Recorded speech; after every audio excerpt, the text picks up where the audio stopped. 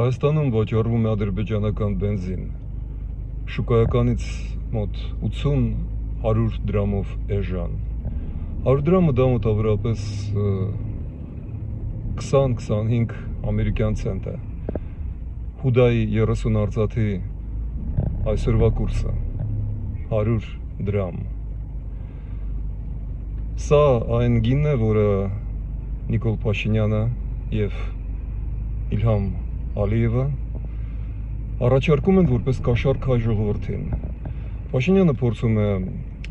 կաշառել մեզ, ձեզ, որպեսզի վերընտրվի։ Ալիևը փորձում է նրան դրանում օգնել, որովհետև Փաշինյանից լավ տեխնացու նա չի ունենա։ Ասում են, սա բիզնես է։ Փողերը հոտ չունեն, ունեն, եւ այդ փողերը ոչ թե բենզինի հոտ ունեն, այլ հայկական, հայոց, արյան, Սումգայիթի ու Բաքվի, Եռաբլուրի զոհերի, Արցախի հայաթափման հոտն ունի։ Ես չեմ գնի ադրբեջանական բենզին, ես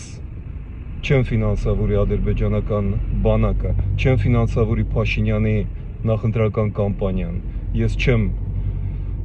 վերցնի Հուդայի կաշառքը։